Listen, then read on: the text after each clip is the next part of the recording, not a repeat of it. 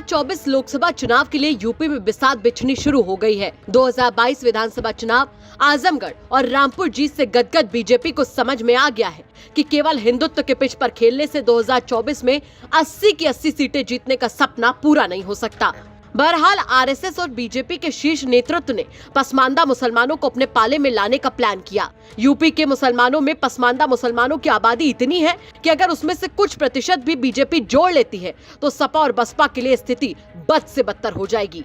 बहरहाल बीजेपी ने पसमानदा मुसलमानों को जोड़ने के लिए कई प्लान तैयार किए हैं और लगातार सम्मेलन पर सम्मेलन आयोजित हो रहे हैं।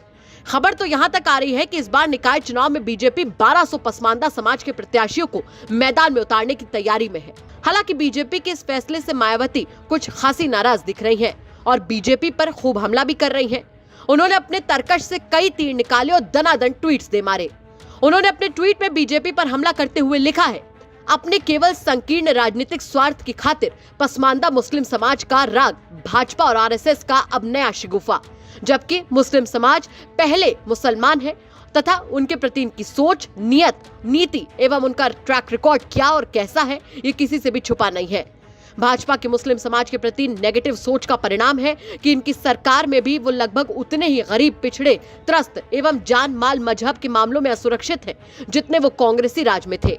मुस्लिम समाज का दलितों की तरह पसमानदा व उपेक्षित बने रहना अति दुखद व दुर्भाग्यपूर्ण।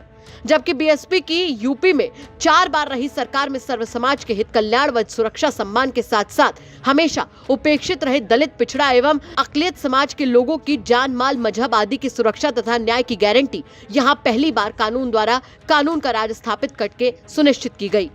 मायावती चाहे जो कहे, लेकिन जानकारों की माने तो मायावती भी अब वही काम कर रही है जो हैदराबाद वाले भाईजान यानी कि असदुद्दीन ओवैसी कर रहे हैं।